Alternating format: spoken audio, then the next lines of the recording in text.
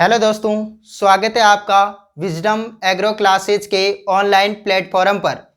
आज अपन चर्चा करेंगे इस क्लास में कृषि वैज्ञानिकों के बारे में। कौन कौन से कृषि वैज्ञानिक थे जिनका कृषि में महत्वपूर्ण योगदान रहा है, जिसके कारण भारत के अंदर आज एग्रीकल्चर इन ऊंचाइयों पर पहुंच पाया है। तो उन वैज्ञानिकों के बारे में थोड़ी सी अपन यहाँ आज चर्चा करेंगे। तो देखिए, सबसे पहले अपन जिनकी बात करते हैं, जिनका एग्रीकल्चर के अंदर सर्वाधिक योगदान रहा है, उन वैज्ञानिकों के बारे में आज बताते हैं आपको। पहले वैज्ञानिक थे जिनका नाम था डॉक्टर एम.एस. स्वामीनाथन। एग्रीकल्चर में सबसे ज़्यादा योगदान एम.एस. स्वामीनाथन का माना जाता है। तो बात करते हैं अपन डॉक्टर एम.एस. स्वामीनाथन के बारे में।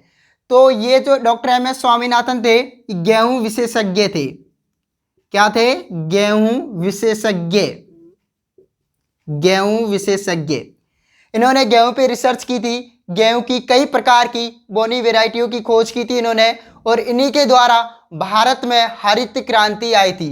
Doctor MS. स्वामीनाथन के कारण ही भारत के अंदर हरित क्रांति की शुरुआत हुई थी। इस कारण इन्हें हरित क्रांति का जनक भी कहा जाता है। हरित क्रांति का जनक जो भारत के अंदर मानते हैं, वो किसको मानते हैं अपन? Doctor MS. स्वामीनाथन को मानते हैं। विश्व का पहला खाद्य पुरस्कार जो इन्हें दिया गया था, वो दिया गया था 1987 के अंदर। विश्व का पहला खाद्य पुरस्कार जो दिया गया था, वो दिया गया था डॉक्टर एम.एस. स्वामीनाथन को दिया गया था। विश्व में सबसे पहले खाद्य पुरस्कार इन्हीं को मिला था, जो मिला था 1987 के अंदर। इन्हें खाद्य पुरस्कार से सम्मानित किया गया था डॉक्टर एम.एस. स्वामीनाथन को। इन्होंने 2004 के अंदर, भारत के अंदर 2004 के अंदर राष्ट्रीय किसान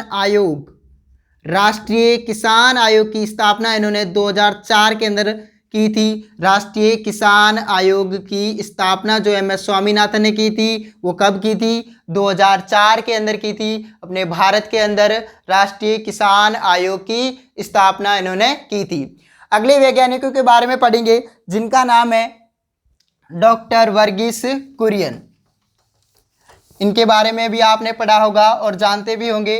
doctor Verghese Kurien. Doctor Verghese Kurien. Doctor Verghese Kurien थे। इन्हें अपन श्वेत क्रांति का जनक भी कहते हैं। श्वेत क्रांति का जनक कहते हैं, किसको बोलते हैं? डॉक्टर वर्गीस कुरियन को श्वेत क्रांति का जनक कहते हैं। श्वेत क्रांति के जनक कौन थे? डॉक्टर वर्गीस कुरियन थे। ये प्रथम चेयरमैन बने थे, प्रथम अध्यक्ष थे। किसके अध्यक्ष थे? प्रथम अध्यक्ष थे जो अपने एनडीडीबी राष्ट्रीय डेयरी विकास बोर्ड के जो प्रथम अध्यक्ष बने थे, वो कौन थे? डॉक्टर वर्गीस कुरियन थे। ये अपने आनंद गुजरात के अंदर एनडीडीबी है, वहाँ के जो प्रथम अध्यक्ष रहे थे, वो रहे थे अपने डॉक्टर वर्गीस कुरियन रहे थे। अगर बात करें महिलाओं की, तो महिलाओं में जो प्रथम अध्यक्ष जो एनडीडीबी की बनी थी, वो थी अपनी अमृता पटेल। श्रीमती अमृता देवी पटेल थी, वो वहाँ की प्रथम महिला अध्यक्ष बनी थी राष्ट्रीय डेयरी विकास बोर्ड आनंद गुजरात की। और इनको जो विश्व खाद्य पुरस्कार से नवाजित किया गया था, वो इन्हें दिया गया था 1989 के अंदर। विश्व खाद्य पुरस्कार से इनको सम्मानित किया गया था।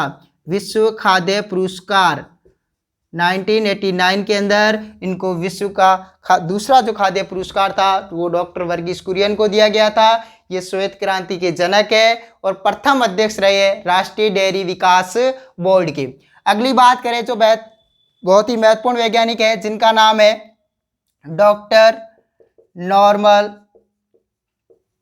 E Borlaug.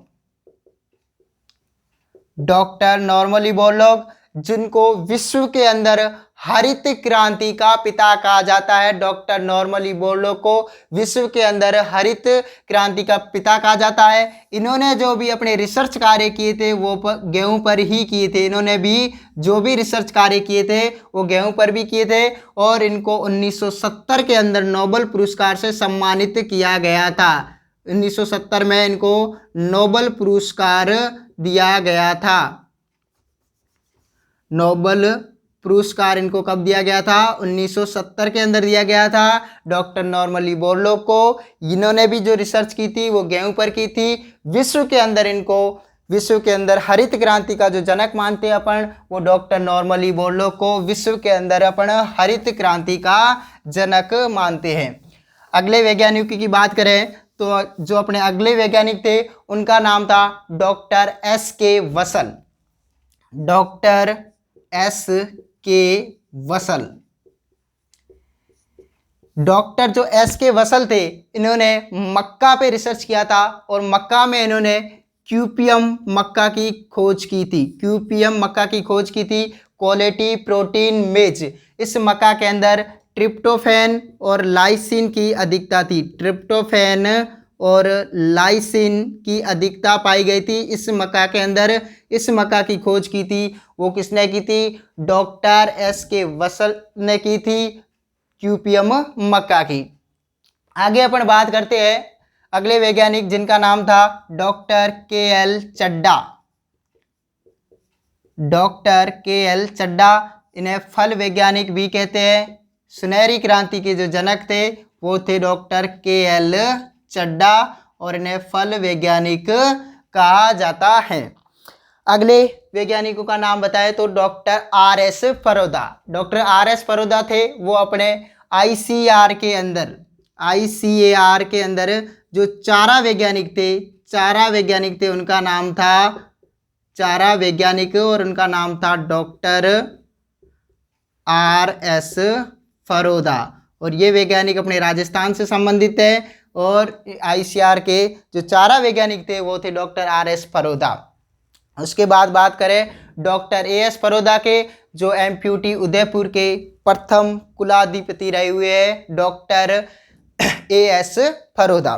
तो ये वैज्ञानिक थे जिनके बारे में अपन ने अभी चर्चा की है, जो अपने एग्रीकल्चर के अंदर जिनकी महत्वपूर्ण भूमिका रही है। इनके बारे में थोड़ी चीज़ें बेसिक चीज़ें थी जो इनके बारे में अपन ने पढ़ा है। आगे भी इनके बारे में और चर्चा करते रहेंगे। अगली क्लासों में एक एक करके सबके बारे में हम आपको बताते रहेंगे। इसी के साथ दो पंक्तियां मैं कहना चाहता हूं कि बेहतर से बेहतर की तलाश करो, मिल जाए नदी तो समुंदर की तलाश करो। टूट जाता है शीशा अक्सर पत्थर की चोट से।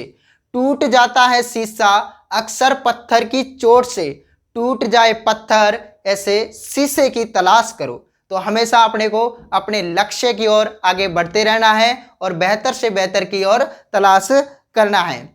तो विजडम एग्रो क्लासेज के जो ऑफलाइन बैच है जेट और CUT के, वो आपको 7 अप्रैल को सुबह मॉर्निंग में 8 बजे से स्टार्ट है। तो जल्दी से जल्दी आप अपना एडमिशन सुनिश्चित करें और जल्दी से जल्दी आकर अपनी तैयारी को सुनिश्चित करें और आगे जारी रखें। आपके 2 एग्जाम हो चुके हैं जो बहुत ही अच्छे हुए होंगे। आगे आपका एग्जाम है जो एग्रीकल्चर केमिस्ट्री का है, तो उसके लिए आप तैयारी में जुट जाएं और फिर आगे 7 तारीख को आप जेट का बैच है वो ज्वाइन कर ले। तब तक के लिए धन्यवाद, नमस्कार, जय हिंद।